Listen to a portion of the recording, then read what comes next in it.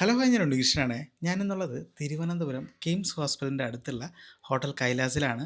എൻ്റെ സ്ഥിരം ഒരു സ്പോട്ടാണ്. ഇതുവഴി യാത്ര ചെയ്യുമ്പോൾ രാവിലെ ബ്രേക്ക്ഫാസ്റ്റ് കഴിച്ചില്ലെങ്കിൽ ഇവിടെ നിന്നാണ് ബ്രേക്ക്ഫാസ്റ്റ് കഴിക്കാറ് പതിവ്. ഒരുപാട് ഐറ്റംസ് കഴിക്കാനുണ്ട്. ഞാൻ ഇവിടെ വന്ന് സ്ഥിരം കഴിക്കുന്ന പുട്ട് പയർ പപ്പടമാണ്. പക്ഷേ ഇന്ന് ഞാനൊന്ന് മാറ്റി പിടിച്ചു. നല്ല ചൂടപ്പവും മുട്ടക്കറി ഉണ്ടെന്ന് പറഞ്ഞു കേട്ടോ. അപ്പോൾ അത് തന്നെ കഴിക്കാമെന്ന് വിചാരിച്ചു.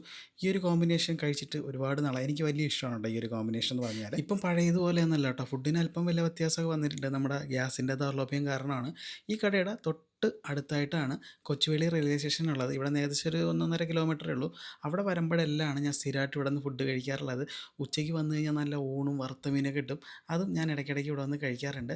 എന്തായാലും രാവിലത്തെ ബ്രേക്ക്ഫാസ്റ്റ് അടിപൊളിയാണ്. പ്രത്യേകിച്ച് ആ മുട്ടക്കറിയിലെ കറി എനിക്ക് വല്ലാതെ ഇഷ്ടപ്പെട്ടു.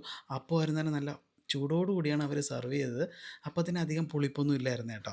സാധാരണ ഇവിടെ രാവിലെ ബ്രേക്ക്ഫാസ്റ്റ് കഴിക്കുന്ന സമയത്ത് ഞാൻ കഴിക്കുന്നത് കൂടുതലും പുട്ട് പയറ് പപ്പടം അതിൻ്റെ കൂടെ ഒരു ചായയും കൂടെയാണ്. അതാണ് അതിൻ്റെ ഒരു കോമ്പിനേഷൻ. ഇന്ന് പപ്പടം ഇല്ലാത്തതുകൊണ്ട് ഒരു വിഷമം തോന്നി. അങ്ങനെ 2 പപ്പടവും കൂടെ പറഞ്ഞായിരുന്നു. അപ്പത്തിനൂടെ പൊടിച്ച് കഴിക്കാനും ഒരു കോമ്പിനേഷൻ തന്നെയാണ്. പപ്പടം എപ്പോഴും എല്ലാത്തിൻ്റെ കൂടെയും കോമ്പിനേഷനാണ്. പ്രത്യേകിച്ച് നമ്മൾ തിരുവനന്തപുരത്തുകാർക്ക് പപ്പടം വിട്ടുള്ള ഒരു കളിയില്ല കേട്ടോ. നമ്മൾ തിരുവനന്തപുരം വിട്ടു പോകുമ്പോഴാണ് പപ്പടത്തിൻ്റെ ഒരു വിലയൊക്കെ അറിയുന്നത്. അപ്പോൾ നിങ്ങൾ കിംസ് വഴി പോവുകയാണെങ്കിൽ കൈലാസ് ഹോട്ടലിൽ കയറി ഫുഡ് കഴിച്ച് നോക്കുക. അഭിപ്രായം ഒന്ന് രേഖപ്പെടുത്തണം കേട്ടോ.